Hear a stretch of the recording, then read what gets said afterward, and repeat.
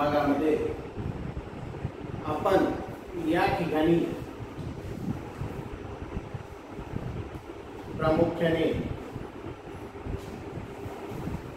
सनदी सेवकांच्या नियुक्तीचे जे काही विविध स्वरूपाचे आधार आहेत, हे आधार या ठिकाणी आज आपण अभ्यासणार आहोत.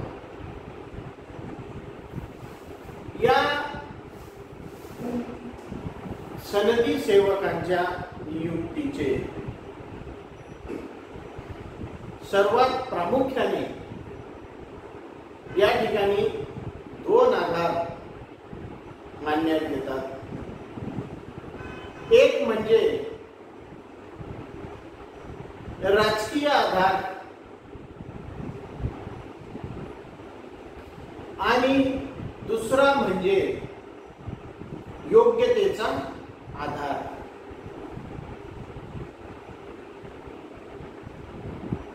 या प्रामुख्याने दोन आधारावर लोक प्रशासनाच्या सनदी सेवकांची नियुक्ती ही होत असलेली आपल्याला या ठिकाणी दिसून येते. आपण बघतो की राजकीय आधारावर जेव्हा नोकर वर्गाची नियुक्ती ही केली जाते तेव्हा तिला लूट पद्धत या नावाने संबोधण्यात येते. आणि जेव्हा व्यक्तीच्या अंगी असलेल्या विशेष पात्रतेच्या किंवा योग्यतेच्या आधारावर त्या व्यक्तीची नियुक्ती केली जाते तेव्हा योग्यतेच्या पात्रतेच्या आधारावर करण्यात येणाऱ्या या नियुक्तीला योग्यता पद्धत असे म्हणतात. योग्यता पद्धतीचा उदय व विकास होण्या अगोदर जगातील सर्व राष्ट्रात नोकर वर्गाची नियुक्ती ही लूट पद्धतीद्वारे करण्यात येत होती. या पद्धतीत सरकारी नोकरांना व्यक्तिगत संपत्ती मानण्यात येत होती.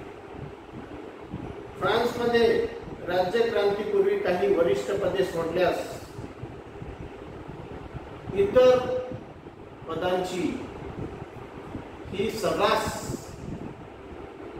त्या ठिकाणी विक्री करण्यात येत होती.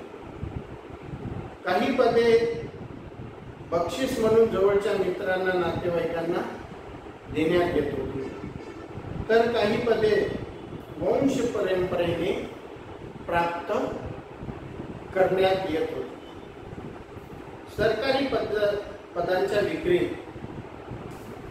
त्या ठिकाणी मोठ्या प्रमाणावर पक्षपात हा सुद्धा होत होता. कारण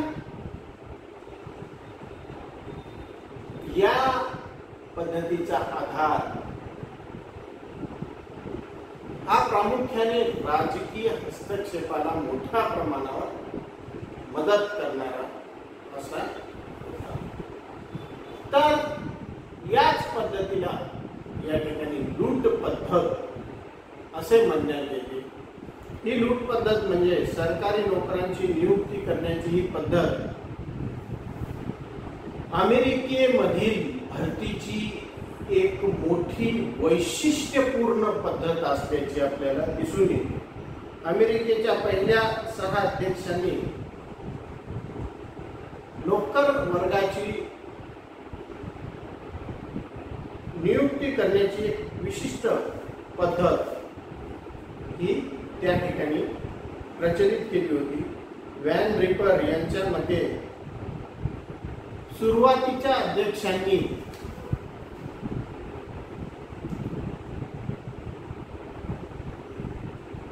नोकरांची नियुक्ती करण्यासाठी गुणवत्ता पद्धतीचा उचित स्थान दिलेले होते. प्रशासकीय पदे समाजातील वरिष्ठ मध्यमवर्गीयांनाच बहाल केले जात होते. परंतु अँड्रू जॅक्सन यांच्या काळामध्ये उपरोक्त तरतुदीत बदल करण्यात आला। त्यांच्या मते सरकारी पदे प्राप्त करण्याची मक्तेदारी समाजातील एका वर्गाची असू नये। अशी मक्तेदारी केवळ लोकशाही ह्याच्या विरोधीच नाही तर प्रशासकीय कार्यक्षमतेच्या दृष्टीने पण अनावश्यक आहे। 1829 मध्ये त्यांनी एक संदेश पाठवला आणि त्यामध्ये ते म्हणतात की सरकारी नोकर वर्गाचे कार्य इतके सरळ व साधे आहे की कोणताही बुद्धिमान माणूस ते कार्य सहजतेने पार पाडू शकतो। त्याच्यासाठी काही वंश परंपरेने आलेली गुणच आवश्यक आहे असं नाही। माझी खात्री एखाद्या व्यक्ती दीर्घ काळापर्यंत पदावर राहिल्यामुळे जरी त्याच्या अनुभवाचा फायदा मिळत असला तरी त्यापासून नुकसान हे फायद्यापेक्षा अधिक आहे। या विचारांनी प्रभावित होऊन त्याने कार्यालयीन परिभ्रमणशीलता या तत्वाचा पुरस्कार केला। त्यांनी प्रशासनातील बऱ्याच नोकरांना पदावरनं कमी केले। अर्थात असे करण्यामागे त्यांचा हेतू जास्तीत जास्त सत्ता बळकवण्याचा नव्हता, नोकरशाहीच्या मूल्याची जोपासना करणे हा होता।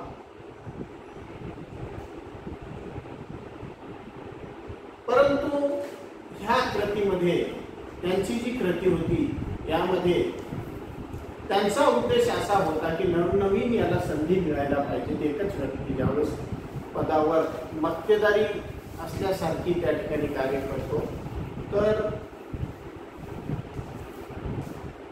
त्याला येणारा अनुभव याचा खरं तर प्रशासनाला, या सार्वजनिक प्रशासनाला जेवढा उपयोग होतो त्याच्यापेक्षा अधिक नुकसान हे मोठ्या प्रमाणात। आणि म्हणून त्यांनी काय केलं की काळानुकाळ त्या पदावर कार्य करणारे जुन्या सर्व नोकरांना त्यांच्या पदावरून कमी केले। परंतु आणि नव्याने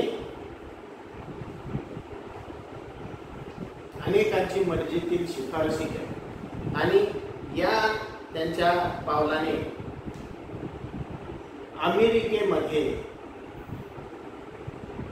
अमेरिकेतील सार्वजनिक क्षेत्रामध्ये ही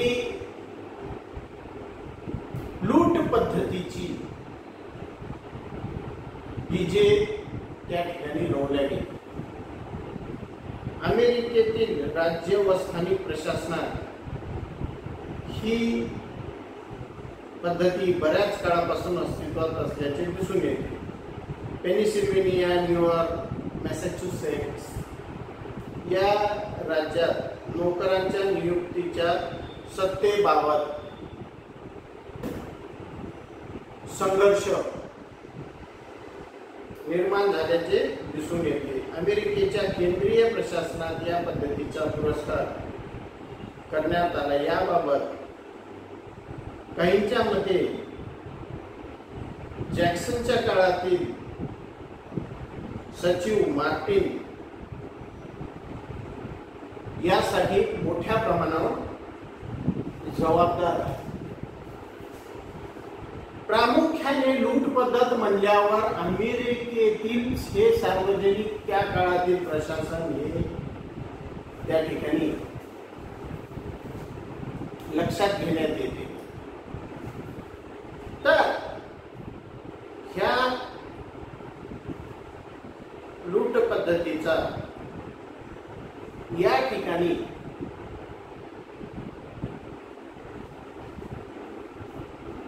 उदय जो झालेला आहे त्याबाबत मोठ्या प्रमाणावर संभ्रम आहे। परंतु या ठिकाणी आपल्याला एक बाब म्हणता येईल की भलेही कोणी एकाने ही पद्धत सुरू केली नाही, परंतु या संदर्भात जे काही टप्प्याटप्प्याने निर्णय धोरणे त्या काळामध्ये घेण्यात आले त्या सर्व बाबींनी ह्या लूट पद्धतीची त्या ठिकाणी प्रस्थापना केलेली आपल्याला दिसून येते. या लूट पद्धतीची वैशिष्ट्ये आपण नेक्स्ट लेक्चर